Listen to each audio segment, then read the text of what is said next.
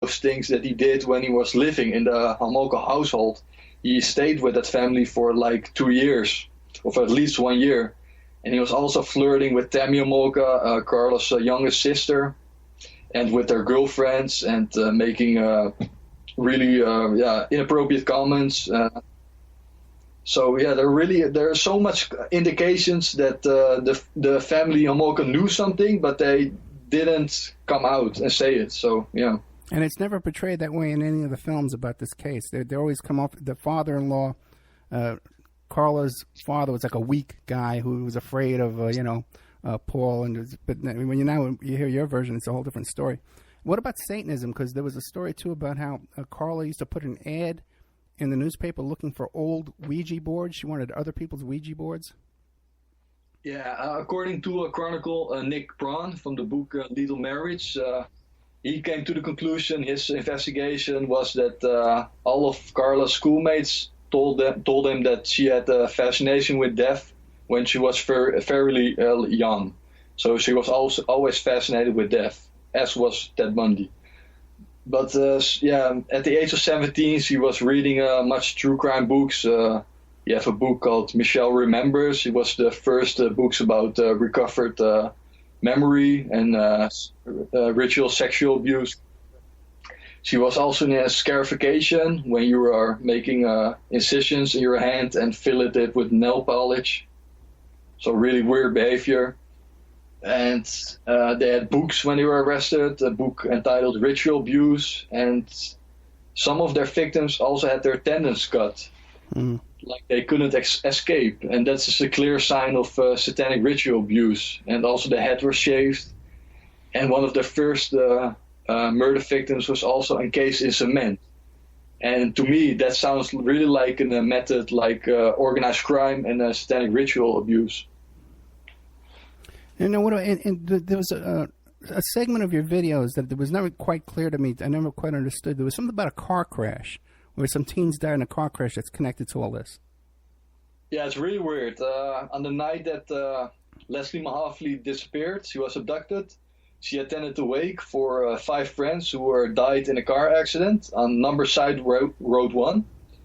And after she was abducted and found dead, encased in black cement, she was buried on a cemetery, which was only 1 mile approximately away from one Side Road 1.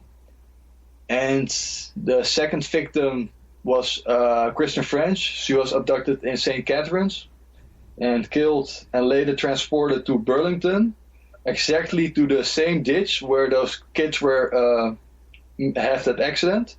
And she was being dumped in the ditch there on the Side Road 1. So you have 3 instances where that place is just coming back. And also the father of one of those kids that have gone killed in the car accident also committed suicide. You have another guy who also was driving there with his car and also accident to a tree there. So you have at least, I think, 8 people there dead. 8 people on the same spot. Oh, that's fascinating. Because I could see Bernardo and Homolka being attracted to that area, and because there is something about multiple deaths, especially of youngsters, of children, people young in life, that there's some kind of energy off of that. There's some kind of evil energy that comes off of that. Now what about the death of Carla's little sister? Were they ever charged with that death? No. It was all apparently an accident. She had too much to drink, and they couldn't account for the huge red mark on her face. So there were many rumors. There were rumors that they were probably freebasing cocaine in the basement. And also, of course, it was the gelatine on a cloth that was put on her face that probably made that mark. Because Carla worked at an animal hospital, like a veterinary hospital, which also burned to the ground. Yes, correct. Right. Now, that's interesting, too. You see a lot of people that are victims of abuse, child sexual abuse, will become vegan later on in life, or they'll go work as veterinary assistants or vet techs to protect animals, and they want to protect helpless animals. They become animal rescue types. You see that kind of thing a lot. Have you noticed that pattern? Yeah, I've remembered that from the Process Church of the Final Judgment. I think they were an animal society. That's right. That's a fascinating story that these people, the Process Church, who were involved in the Son of Sam cult, sacrificing German Shepherds by every account, later on went to Utah to open up the Friends of Animal Society, which is a big celebrity thing, got a $40 million budget. And I think they're and they are a kill shelter, I believe, So, amazing how you can put that kind of a hobby to use, and make money out of it. Hey. What about? Go ahead.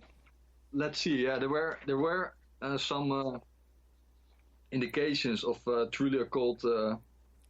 Let's see. There were also lividity markings on the Christian French's body. So there were many instances that there was really occult involvement. Yeah. Now, what about? Is that the case? Because I know Bundy. There was a case with Bundy where one of the victims was kept alive for a week, and that he was camping or hunting with his father-in-law. Is that Homolka or Bundy? That's Bundy, but also Molka, because absolutely right. Their last victim, Christian French, she was apparently, according to one pathologist, held like 15 days in that house. And that house was really not rural, out of nowhere. There were houses beside them. So I really can't believe if she really was being held for 15 days in that house, how the hell couldn't she escape or scream for help? Yeah, I know. That's always suspicious, too. Now, you mentioned Bernardo, that wasn't his real father. Now, how often do we find that in this case, that these guys are adopted, or that they don't know, they don't have their real father, they don't know who their real father was? How often do we find that? Yeah, very often. I think, of course, with Ted Bundy, with Kenneth Bianchi from the Hillside Strangler. Manson. Yeah, Manson, of course. Yeah, sure. I think also David Berkowitz was also of unknown parentage. He was adopted, right? Yeah, that's the one that I was going to bring up, because remember, Berkowitz said in his confession, "I feel that I was chosen at birth to be the assassin for this cult." Yes, the executioner, yeah. He was born to be a killer. Yeah, what I found truly fascinating is that a lot of those serial killers, I really think, have dissociative identity disorder. They really have multiple personality disorder. So they really became, in their killing phase, truly psychotic. If you look at the case of Jeffrey Dahmer, it's truly demonstrative, really. But with the thing with though is how many of them pass through the military service, And I could see the U.S. military, having a little, a test, a little checklist. Okay, are you adopted? Do you know who your real father is? Okay, no. Okay, check that off. Then there's the next pattern is they put you to work like as an orderly in a medical facility like that. Well, get them used to blood, get them used to being gored. You know what I mean? And kind of just inch them along, and then put them through the Phoenix program, put them through something similar. Yeah, I really think those serial killers that we are talking about this evening those are really profile candidates. I really think, especially David Berkowitz, he was also a profile candidate.